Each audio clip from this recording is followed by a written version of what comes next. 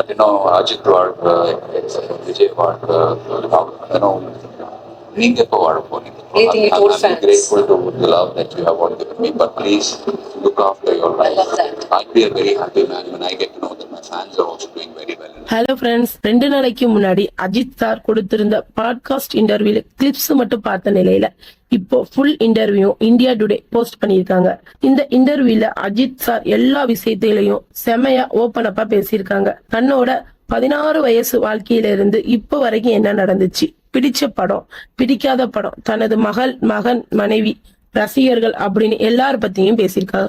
குறிப்பாக தளபதி விஜய் அரசியலுக்கு வந்து பரபரப்பா போய்கிட்டு இருக்க நிலையில நடிகர்கள் அரசியலுக்கு வரத பத்தி ரொம்ப அழகா தெளிவான ஸ்டேட்மெண்டையும் கொடுத்திருக்காரு. மேலும் தளபதிக்கு இன்டைரக்டா வாழ்த்துக்களும் சொல்லியிருக்காரு. உங்க துறையில் இருக்கிற நிறைய பேரு அரசியல குதிக்கிறாங்க, அத பத்தி நீங்க என்ன நினைக்கிறீங்க?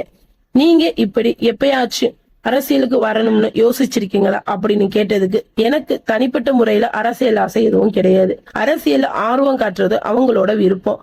அவங்க நல்லா இருக்கணும்னு நான் மனசார வாழ்க்கிறேன். மக்களாட்சியில இருக்கிற ஒரு முக்கியமான விஷயம் என்னன்னு பார்த்தா, கடைசியில மக்கள் தான் தலைவர்களை தேர்ந்தெடுக்கிறாங்க.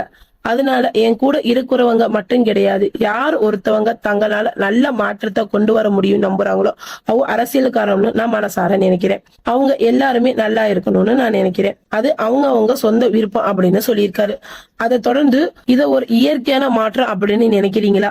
அரசியல இருக்கிறது மக்களுக்கு பிரதிநிதி தொகுப்பு பண்றது ஒரு பெரிய பொறுப்பு இல்லையா?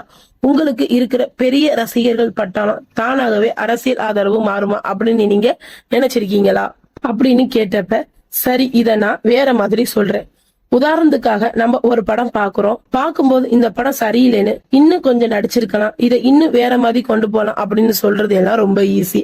ஆனா சினிமாக்குள்ள இருக்கிற யாருக்கும் மொக்கையான படம் எடுக்கணும்னு விருப்பம் இல்ல. எல்லாருக்கும் ஒரு ஃபார்முலா தெரிஞ்சிருந்தா எல்லா படமும் சூப்பர் ஹிட் தான். அதே மாதிரிதான் அரசியலும் வெளியே இருந்து பார்க்கும்போது ஈஸியே கருத்து சொல்லிட்டு போயிரும். இல்லைன்னா நாட்டுக்கு எப்படி கொள்கையை உருவாக்கலாம், நாட்டுக்குள்ள எந்த நல்ல யோசனைகளை கூட கொடுக்கலாம். களத்துல இறங்கி வேலை பார்த்தாதான் அதுல என்ன பிரச்சனை தெரியும். ஏன்னா 140 கோடி மக்கள்கள் இருக்கிற இந்த நாட்டுல விதவிதமான மதங்கள், ஜாதிகள், மொழிகள் எல்லாம் இருக்கு.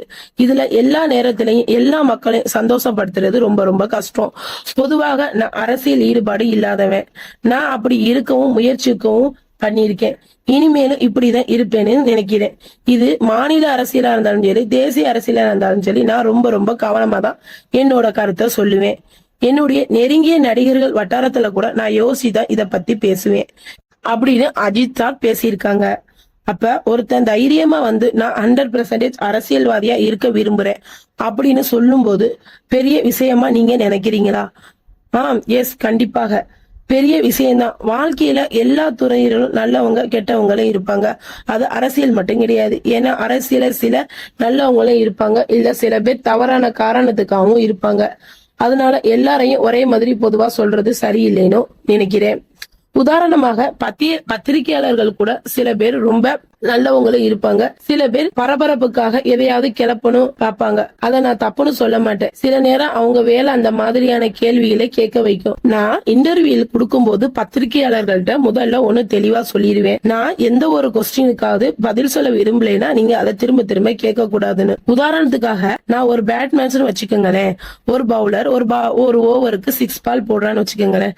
அதை நான் சில பால அடிக்காம விடுறேன். ஏன்னா அது என்ன 6 அடிக்கையும் வைக்கும், இல்ல சில பிரச்சனைகளையும் மாத்திவிடும். அதனால சில பந்துகளை தவிர்ப்பேன். அதே மாதிரிதான் நான் ஒரு கொஸ்டினுக்கு 10 செகண்ட் மேல அமைதியா இருந்தா அந்த கேள்விக்கு நான் பதில் சொல்ல விரும்பல அப்படின்னு அர்த்தம். சோ அத அடுத்த கொஸ்டினுக்கு போயிடணும் அப்படின்னு அஜித் சார் பேசியிருக்காரு. எல்லாத்தையும் பொதுவா பார்க்க கூடாது அப்படின்னு நம்ம சொன்ன அஜித் அரசியல் பார்வை எப்படி இருக்குன்னு கமெண்ட் பாக்ஸ்ல உங்க பதிவை சொல்லிட்டு போங்க.